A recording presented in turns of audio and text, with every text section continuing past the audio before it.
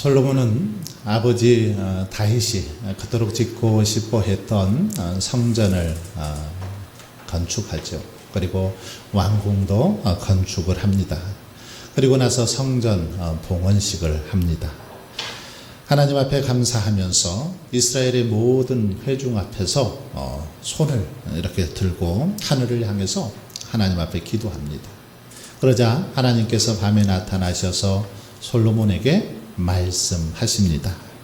오늘 본문은 솔로몬의 기도에 대한 하나님의 구체적인 응답을 기록하고 있는데, 오늘 본문은 소위 성전 언약이다라고 그렇게 불립니다. 성전에서 하나님께서 솔로몬에게 언약해 주셨다라는 것입니다. 이것은 다윗 언약의 재확인이라고 할 수 있는데, 열왕기서가 하나님께서 솔로몬이 이렇게 기도할 때 기도를 들으신 사실, 그리고 성전을 연립하신 사실에 대해서 열왕기서에 보면 그냥 단 한 절로 아주 짧게 기록을 하고 있습니다. 반면에 오늘 본문에 보면은 아주 길게 구체적으로 이 내용을 기록하고 있는 것을 볼 수 있습니다. 왜 그럴까요? 왜 오늘 본문에서는 이 부분을 좀 더 길게 구체적으로 그렇게 기록하고 있습니까? 그것은 포로 귀환 세대인 독자들에게 성전 중심의 신앙생활이 얼마나 중요한지를 강조하기 위해서입니다. 성전에서 예배하고 성전에서 하나님 앞에 부르짖어 기도하는 이 성전 중심의 신앙생활이 너무나도 귀하다라는 사실을 본문을 통해서 강조하기 위해서 이렇게 길게 기록하고 있다는 것입니다. 이제 본문에 보면 솔로몬이 성전을 봉헌하고 하나님 앞에 기도했습니다. 그랬더니 하나님께서 그 기도를 들으셨음을 오늘 본문은 우리에게 보여주고 있습니다. 12절을 보세요. 밤에 여호와께서 솔로몬에게 나타나사 그에게 이르시되 내가 이미 내 기도를 듣고, 하나님께서 솔로몬의 기도를 들었다라고 그렇게 말씀하고 있습니다. 성전에서 솔로몬이 하나님 앞에 기도했더니 그 기도를 하나님께서 들으셨다라는 것입니다. 15절에도 보면 이제 이곳에서 하는 기도에 내가 눈을 들고 귀를 기울이리니, 하나님께서는 성전에서 기도할 때 하나님께서 눈을 들고 귀를 기울여서 그들의 기도를 응답해 주시겠다라고 그렇게 약속하고 있습니다. 여러분, 성경 전체에 면면이 흐르고 있는 약속이 있죠. 그 약속이 무엇입니까? 바로 하나님께서 우리가 기도할 때 우리의 기도를 응답해 주시겠다라는 약속입니다. 성경에 보면 이런 그 약속이 계속해서 강조되어지는 것을 볼 수 있습니다. 창세기부터 요한계시록에 이르기까지 계속해서 너희들이 기도하면 응답해 주겠다, 이 사실을 강조하고 있습니다. 창세기 35장 3절에 보시면 환난날에 내게 응답하시며, 환난날에 우리가 하나님 앞에 부르짖어 기도할 때 응답하시겠다. 시편 3편 4절에 보시면 내가 나의 목소리로 여호와께 부르짖으니 그의 성산에서 응답하시는도다. 이사야 58장 9절을 보시면 내가 부를 때에는 나 여호와가 응답하겠고, 요한복음 14장 14절에는 내 이름으로 무엇이든지 내게 구하면 내가 행하리라. 하나님께서는 누구든지 하나님의 전에 나와서 주의 이름으로 기도하면 응답해 주시겠다, 들어주시겠다, 그렇게 약속하고 있는 것을 볼 수 있습니다. 그렇습니다. 우리 하나님은 우리의 기도에 응답하시는 분입니다. 오늘 본문은 우리들이 간절히 기도할 때에 하나님께서는 하늘에서 듣고 우리의 죄를 사하고 땅을 고쳐 주시마 약속하고 있습니다. 13절을 보세요. 혹 하나님께서 하늘을 닫고 비를 내리지 아니하시거나 메뚜기들에게 토산을 먹게 하거나 전염병이 유행할 때에 기도하면 하늘에서 듣고 죄를 사하고 그 땅을 고칠지라고 그렇게 약속하고 있습니다. 오늘 본문에 나타난 재앙, 이 재앙은 이스라엘의 대표적인 그 세 가지 재앙입니다. 첫째 재앙, 하늘에서 비를 내리지 않는 가뭄 재앙이지요. 이 가뭄은 모든 경제를 핍절하게 합니다. 비가 내리지 않으면. 당시 농경 사회였던 그 시대에 비가 내리지 않는다는 것은 곧 모든 경제가 망할 수밖에 없는 걸 의미합니다. 도저히 살 수 없는 것이요. 두 번째 재앙은 메뚜기 재앙인데 이것은 농작물을 파괴하죠.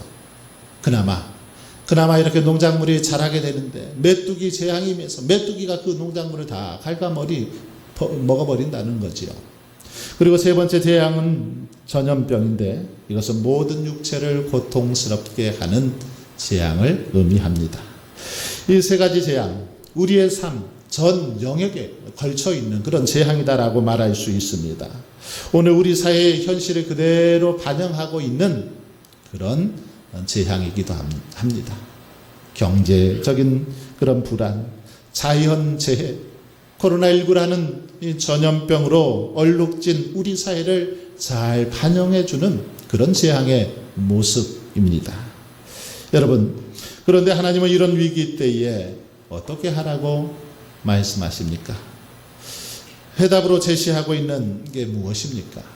오늘 본문에 보시면 하나님께서는 이런 재앙을 만날 때에, 이런 재앙이 임할 때에 너희는 하나님 앞에 부르짖어 기도할 것을 강조하고 있습니다. 기도가 이 모든 재앙을 해결할 수 있는 해답이다라는 사실을 분명하게 오늘 본문을 통해서 가르쳐 주고 있습니다. 하나님은 솔로몬에게 나타나셔서 내 백성이 비록 불행 가운데 있다 하더라도 내가 기도하면, 너희들이 기도하면 내가 하늘에서 듣고 그 죄를 사할 뿐 아니라 병든 이 땅, 재앙으로 가득한 이 땅을 고쳐주시겠다라고 그렇게 약속하고 있는 걸 볼 수 있습니다. 그렇습니다. 병든 이 땅을 새롭게 하고 위기에 처한 이 땅을 고칠 수 있는 것, 회복시킬 수 있는 것, 바로 하나님 앞에 무릎 꿇는 것입니다. 하나님 앞에 기도하는 것입니다. 오직 깨어 기도하는 것, 이것이 이 땅을 새롭게 하고 우리의 모든 병든 것을 고칠 수 있는 비결이라는 것입니다. 정말 이 사실을 믿습니까? 기도야말로 병든 이 땅을 고칠 수 있는 비결임을 믿으십니까? 혹시 속으로 그렇게 생각하시는 분 없습니까? 목사님, 구닥다리 같은 말씀하지 마십시오. 요즘 같은 세상에 무슨 기도입니까? 이제 기도하는 시대는 한물 같습니다. 그럴 시간이 있으면 행동으로 옮겨야죠. 혹시 이렇게 생각하고 있지 않습니까? 가만히 보면 언젠가부터 한국 교회 안에서 기도의 열기가 식어버렸습니다. 그런데 기도의 열기가 식어지면서 한국 교회 부흥도 사라지고 하나님의 은혜도 점점 더 사라져가는 것을 볼 수 있습니다. 기도하는 자리에 모이질 않더라는 거죠.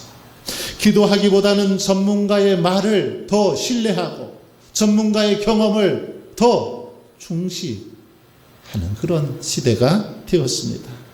여러분, 하지만 아무리 시대가 변해도 세월이 흘러도 하나님이 인생을 고치시는 방법, 이 땅을 새롭게 하시는 방법, 기도밖에 없는 줄 믿습니다. 기도만이 병든 이 땅을 새롭게 하는 줄 믿습니다. 기도는 문제를 해결할 수 있는 최고의 방법이요 최상의 수단입니다. 하나님은 오늘 또 여전히 간절히 부르짖어 기도하는 성도들의 기도를 통해서 일하시고 역사하십니다. 그러므로 여러분, 우리가 하나님의 고침을 받길 원한다라면, 하나님의 은혜를 누리길 원한다라면 무엇보다 먼저 기도의 자리로 나아갈 수 있기를 바랍니다. 성경에 하나님의 고침을 받는 사람들, 그들의 공통점은 모두 기도의 자리로 나아갔던 걸 볼 수 있습니다. 하나님 앞에 나아가서 무릎 꿇고 하나님의 능력을 구하고 도움을 구하고 지혜를 구할 때 하나님께서 도우시고 역사하셨습니다. 모세가 자리를 비운 사이에 이스라엘 백성들이 하나님이 제일 싫어하시는 금송아지 우상을 만들었습니다. 하나님은 모세에게 그들을 향해서 이 백성이 부패했구나. 그런즉 내가 그들에게 진노를 내려 이들을 진멸하고 너로 큰 나라가 되게 하리라 말씀하십니다. 이때 모세는 부패하여 진노를 받게 될 이스라엘 백성들을 위해서 간절히 하나님 앞에 기도합니다. 하나님, 이 백성을 광야에서 진멸하려고 애굽에서 인도해 내셨습니까? 주의 명렬한 진노를 그치시고 뜻을 돌이키사 주의 백성에게 이 화를 내리지 마옵소서 간절히 기도했습니다. 그랬더니 하나님께서 모세의 기도를 들으시고 뜻을 돌이키사 이스라엘 백성들을 용서해 주셨던 것을 볼 수 있습니다. 그렇습니다. 기도. 이 기도는 하나님의 마음을 돌이킬 수 있는, 하나님의 마음을 움직일 수 있는 바로 능력이 기도입니다. 기도할 때 하나님께서 친히 일하시고 기도할 때 역사하시더라는 것입니다. 기도할 때 하나님께서는 우리 편이 되어 주셔서 우리의 모든 것들을 해결하여 주시더라는 사실입니다. 예레미야 33장 2절로 3절은 이 사실을 분명히 우리에게 보여주고 있습니다. 이를 행하시는 여호와, 그것을 만들며 성취하시는 여호와, 그의 이름을 여호와라 하는 이가 이와 같이 이르시도다. 너는 내게 부르짖으라. 내가 내게 응답하겠고 내가 알지 못하는 크고 은밀한 일을 내게 보이리라. 하나님 앞에 부르짖어 기도할 때 크고 은밀한 일을 보여주시마. 그렇게 약속하고 있습니다. 여러분, 하나님은 우리들에게 은혜와 복을 허락해 주시는데 어떤 통로를 통해서 이 복을 주실까요? 바로 기도를 통해서 주십니다. 기도라는 통로를 통해서 하나님의 축복, 하나님의 은혜를 부어주시더라는 것입니다. 그러니 기도해야 되지 않겠습니까? 기도해야 하나님의 복을 누릴 수 있습니다. 하지만 하나님께서 아무리 우리에게 복을 주시려고 해도, 은혜를 베풀어 주시려고 해도 기도하지 않으면 어떨까요? 우리에게 그 축복이 돌아올 수가 없습니다. 그 축복이 우리에게 임할 수가 없다는 것입니다. 기도해야만 기도의 문을 통해서 우리에게 들어오는데 기도하지 않으면 그럴 수 없다라는 것입니다. 그러므로 저와 여러분은 우리의 가정과 자녀들을 위해서, 우리의 일터를 위해서, 교회를 위해서, 이 나라 이 민족을 위해서 더욱더 깨어 기도할 수 있기를 바랍니다. 기도할 때 치료의 역사, 부흥의 역사가 이 땅 가운데 일어날 줄 믿습니다. 여러분, 우리가 믿고 섬기는 하나님은 살아 계신 하나님이십니다. 오늘도 살아 역사하시는 하나님이십니다.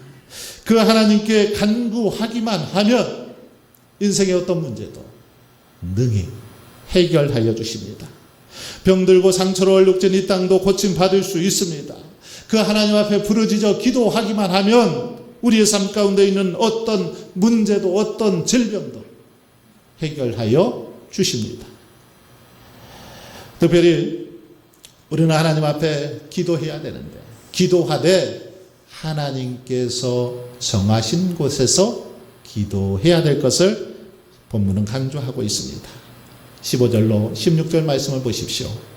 이제 이곳에서 하는 기도에 내가 눈을 들고 귀를 기울이니 이는 내가 이미 이 성전을 택하고 거룩하게 하여 내 이름을 여기에 영원히 있게 하였습니다. 내 눈과 내 마음이 항상 여기에 영원히 있으리라.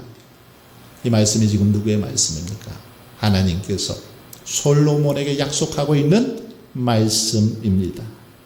여러분, 이곳에서 하는 기도에 하나님께서 눈을 들고 귀를 기울인다라고 그렇게 말씀하십니다. 이곳이 어디입니까? 하나님께서 택하신 곳, 곧 성전을 의미하고 있습니다. 하나님께서는 인생을 만나실 때에 언제나 특별한 장소를 정하시고 그 장소로 부르시고 그곳에서 만나 주시는 것을 볼 수 있습니다. 역대하 6장 18절로 42절 오늘 본문 앞에 그 내용들을 보면 솔로몬이 기도할 때 강조하고 있는 그런 단어들이 있습니다. 이 성전을 향하여, 이곳을 향하여 주의 제단 앞에서, 이 성전에서, 건축한 성전 있는 쪽을 향하여 계속해서 솔로몬이 이 단어들을 강조하고 있습니다. 무슨 말입니까? 이것은 전쟁으로 나라가 망했을 때, 흉년과 기근으로 백성들이 굶주릴 때, 절망과 실패로 앞길이 암담할 때, 질병과 고통으로 신음할 때, 천재지변의 재앙들이 그렇게 다가올 때, 솔로몬이 이곳에서 하나님 앞에 부르짖어 기도하면 하나님께서 응답해 달라는 그런 지금 간구를 하고 있는 것을 볼 수 있습니다. 하나님의 성전에 나와서 하나님 앞에 간절히 백성들이 기도하면 이 기도를 하나님 응답해 주십시오, 들어주십시오 라고 그렇게 기도하는 모습을 볼 수 있습니다. 주님은 마가복음 11장 17절에서 내 집은 만민이 기도하는 집이다 라고 그렇게 말씀하셨습니다. 성전은 여러분 기도하는 집입니다. 그러기에 성전은 각 처소처소마다, 각 방마다 무엇보다 기도의 소리가 흘러 넘쳐야 될 줄 믿습니다. 하나님께서는 성전에서 기도할 때, 기도하는 자들에게 응답하시겠다라고 약속하셨기 때문입니다. 그래서 성경에 보면 믿음의 조상 아브라함을 만나실 때도 하나님께서는 모리아산으로 부르셨습니다. 바로 이 모리아산이 성전이 세워진 산이죠. 이스라엘 백성에게 십계명을 주실 때에도 모세를 시내산으로 부르시고 거기서 만나 주셨습니다. 엘리야를 만나실 때도 호렙산으로 부르시고 그곳에서 만나 주셨던 걸 볼 수 있습니다. 이처럼 하나님은 특별한 장소를 택하시고 그곳에서 만나 주시더라는 것입니다. 그곳에 항상 하나님의 눈과 마음이 영원토록 같이 하겠다라고 약속하고 있습니다. 하나님께서 성전을 택하시고 세우신 이유가 여기에 있다라는 것입니다. 여러분, 사랑하는 가족과 친지 친구들 모든 사람들이 우리를 배신하고 떠난다 할지라도 하나님은 우리와 늘 이 성전에 함께 계셔서 우리의 기도를 들으시고 고치시고 회복시켜 주시겠다라고 그렇게 약속하고 있다는 것입니다. 그러므로 여러분, 저와 여러분은 더욱더 하나님의 성전을 사모하고 이곳에서 더 열심히 하나님 앞에 예배하고 기도하며 나아갈 수 있기를 바랍니다. 기도하되 특별히 올바른 방법대로 여러분 기도할 수 있기를 바랍니다. 오늘 본문에 보면 죄를 사하고 고쳐주시는 그 기도에 대해서 세 가지 자세를 가르쳐 주고 있습니다. 하나님 앞에 기도할 때 어떻게 기도하라고 말씀하고 있습니까? 14절을 보십시오. 14절에 보시면 내 이름으로 일컫는 내 백성이 그들의 악한 길에서 떠나 스스로 낮추고 기도하여 내 얼굴을 찾으면 내가 하늘에서 듣고 그 죄를 사하고 그 땅을 고치리라. 악한 길에서 떠나 스스로 낮추고 내 얼굴을 찾으면, 여기 보면 우리가 어떤 태도로 기도해야 된다 말씀합니까? 먼저 악한 길에서 떠나라고 그렇게 말씀하고 있습니다. 악한 길에서 떠나서 기도해야 된다라는 것입니다. 그러면 여러분, 악한 길은 무엇일까요? 악한 길, 바로 하나님을 버리고 우상을 섬기는 것, 이것이 악한 길입니다. 하나님의 법을 떠나서 제멋대로 죄악을 행하는 모든 것, 이것이 악한 길입니다.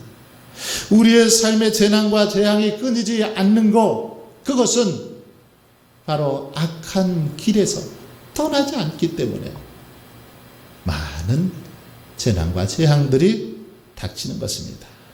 그러므로 우리가 기도 응답받기를 원한다라면 먼저 악한 길에서 떠나야 될 줄 믿습니다. 죄와 불의와 불법의 현장으로부터 떠나야 됩니다. 바로 이것이 회개이죠. 여러분, 회개가 없으면 응답의 문 열려지지 않습니다. 하나님 앞에 전적으로 철저하게 회개할 때 하늘문이 열리는 것입니다. 지금 당장 회개하고 하나님께 돌아올 때에 하나님께서는 우리 죄를 사해 주시고 이 땅을 고치시고 평강을 토해 주시는 것을 볼 수 있습니다. 요나의 그 선포의 말씀을 듣고 니느웨 백성들이 철저하게 회개하였을 때 하나님께서는 그 땅에 은혜를 베풀어 주시지 않았습니까? 이사야 선지자는 여호와의 손이 짧아 구원하지 못하심도 아니요 귀가 둔하여 듣지 못하심도 아니라 오직 너희 죄악이 너희와 너희 하나님 사이를 갈라놓았고 너희 죄가 그의 얼굴을 가리어서 너희에게서 듣지 않으시게 함이니라 말씀하고 있습니다. 죄악이 하나님과 우리 사이를 갈라놓았다라는 것입니다. 여러분, 죄는 하나님과 우리 사이의 이 벽과 같은 그런 존재입니다. 그래서 하나님께로 나아가는 것을 막아버리더라는 것입니다. 하나님의 은혜가 우리에게 찾아오는 것을 막아버리는 게 죄더라는 것입니다. 그렇습니다. 이 죄를 해결하지 않으면 그러기에 하나님의 축복을 누릴 수 없습니다. 죄악의 자리에 여전히 머물러 있으면서 기도하면 그 기도 별 효과도 없고 능력도 나타나지 않더라는 것입니다. 여전히 죄악의 자리에 머물러서 그것을 즐기면서 하나님 앞에 기도한들 가정할 뿐이요. 그 기도는 응답이 없습니다. 요셉은 보디발의 아내가 자기를 유혹할 때 즉시 그 자리를 떠났습니다. 죄악의 자리를 떠나죠. 그러나 다윗은 어떻습니까? 우리아의 아내 밧세바가 목욕하는 그 모습을 보고 자리를 떠나지 않고 지켜보았기 때문에 그것이 범죄로 이어졌습니다. 여러분, 우리가 응답받기 위해서 중요한 것은 악한 길에서 떠나야 됩니다. 죄악의 자리에 머물러 있다면 그것을 박차고 하나님께서 기뻐하시고 원하시는 그 믿음의 자리로 나아가서 그곳에서 기도할 때 그 기도를 들으시고 응답하여 주실 줄 믿습니다. 두 번째로 우리의 기도가 응답되기 위해서는 우리 자신을 스스로 낮추라라고 그렇게 말하고 있습니다. 이것은 자신을 과대평가하거나 스스로 높이지 말라는 겁니다. 교만하지 말라는 것이죠. 여러분, 교만은 기도를 막고 은혜를 막고 축복을 막는 그런 게 바로 교만입니다. 교만할 때 모든 하나님의 은혜, 하나님의 축복을 그 교만이 막아버리더라는 것이죠. 그리스도인이 그러기에 행할 일은 오직 하나님만을 높이고 자기 자신은 우리 스스로는 철저하게 낮춰야 합니다. 우리 자신이 얼마나 연약하고 허물 많고 죄인인지 하나님의 은혜 아니면 살 수 없는 인생임을 깨닫고 하나님 앞에 겸손히 무릎 꿇어야 한다라는 것입니다. 그럴 때 하나님께서 우리에게 고침받는 역사를 베풀어 주실 줄 믿습니다. 현대 문명은 바벨탑 문명이다라고 말할 수 있습니다. 교만하기 짝이 없죠. 최첨단 과학 문명의 발달과 디지털 혁명으로 인해서 인간이 최고인 줄 착각하고 그렇게 살아갑니다. 인간이 뭐든지 다 할 수 있다라고 큰 소리치고 그렇게 교만하며 살아갑니다. 하늘 높은 줄 모르고 그렇게 살아가죠. 어쩌면 그런 인류에게 큰 경고의 메시지가 저는 바로 이 코로나19가 아닌가 싶습니다. 인간이 모든 걸 다 할 수 있다고 하는데 코로나19라는 이 전염병 때문에 온 세계가 얼마나 큰 어려움을 당하고 있습니까? 이것을 통해서 정말 우리 자신들을 돌아보고 하나님 앞에 더 겸손히 무릎 꿇을 것을, 하나님만이 우리 인생의 참 소망이요 구원자 되심을 깨달을 것을, 이 말씀을, 이 사건들을 통해서 말씀해 주시고 경고해 주신다라는 것입니다. 여러분, 교만, 이것은 패망의 선봉이죠. 야고보서 4장 6절에 보시면 교만한 자를 물리치시고 겸손한 자에게는 은혜를 주신다라고 성경은 약속하고 있습니다. 교만할 때 결국 넘어질 수밖에 없습니다. 멸망할 수밖에 없습니다. 그러나 하나님 앞에서 스스로 낮추고 겸손할 때 하나님께서는 넘치는 은혜를 베풀어 주십니다. 그러므로 저와 여러분은 하나님 앞에서 우리의 연약함을 깨닫고 더 하나님 앞에서 진실한 믿음의 모습으로 엎드릴 수 있기를 바랍니다. 마지막으로 하나님의 얼굴을 구해야만 우리가 하나님의 응답을 받을 수 있다라는 사실을 가르쳐 주고 있습니다. 하나님의 얼굴을 구한다는 것, 이것은 하나님의 인격을 사모하고 하나님의 은혜를 찾는 것을 말합니다. 여러분, 환자들은 의사를 찾습니다. 신만이들은 좋은 그런 약초, 산삼을 찾습니다. 그리스도인들은 누구를 찾아야 될까요? 하나님을 찾아야 합니다. 하나님께서는 하나님을 찾고 하나님의 은혜를 구하는 자들에게 응답해 주시고 역사하시고 인도해 주시는 것을 볼 수 있습니다. 그러므로 우리는 날마다 하나님의 얼굴을 사모할 수 있기를 바랍니다. 하나님을 바라보고 하나님의 능력을 구할 수 있기를 바랍니다. 연모하는 눈으로 주님을 바라보고 깨끗한 심령으로 주님을 의지하고 나아갈 때에 우리 하나님께서 응답해 주실 것입니다. 대한민국의 지성을 대표하는 이어령 씨가 쓴 칼럼 가운데 이런 이야기가 있습니다. 배고픈 것을 풀어주는 것이 경제, 기 고픈 것을 풀어주는 것이 음악, 눈 고픈 것을 풀어주는 것이 미술, 마음 고픈 것을 정치나 경제가 풀어줄 수 있어야 한다라고 그렇게 말하고 있습니다.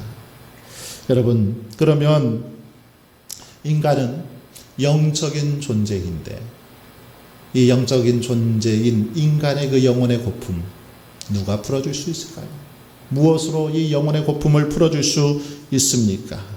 영혼의 고독이나 아픔을 음악으로, 미술로, 돈으로, 밥으로 풀 수 있을까요? 그럴 수 없습니다. 이런 것들로는 고픈 영혼을 채울 수도 달랠 수도 없습니다. 그것은 오직 우리들이 하나님의 얼굴을 구하고 하나님의 은혜를 사모할 때 하나님께서 부어주셔야 가능한 것입니다.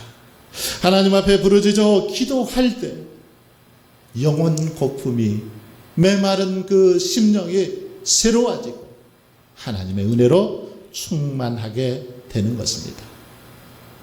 우리가 애창하는 복음성가 중에 괴로울 때 주님의 얼굴 보라, 평화의 주님 바라보아라, 세상에서 시달린 친구들아 위로의 주님 바라보아라, 힘이 없고 내 마음 연약할 때 능력의 주님 바라보아라, 주의 이름 부르는 모든 자는 힘 주시며 늘 지켜주시리, 눈을 들어 하늘 보라, 내 모든 염려 주께 맡겨라, 슬플 때에 주 예수 얼굴 보라, 사랑의 주님 안식 주리라. 그렇습니다. 우리가 주님을 바라고 주님의 얼굴을 구할 때 우리 주님께서는 우리에게 힘을 주시고 안식을 주시고 평강을 허락해 주실 줄 믿습니다. 우리 인생의 모든 문제를 해결하여 주실 줄 믿습니다. 그러므로 저와 여러분이 날마다 죄를 사하고 고치시는 주님을 바라보며 간절히 부르짖어 기도하며 나아갈 수 있기를 바랍니다. 그래서 우리의 삶에 기도의 불길이 활활 타올라서 간과하는 소원들마다 응답을 받고 인생의 모든 문제들을 해결받고 고침받는 저와 여러분 될 수 있기를 주님의 이름으로 축원합니다.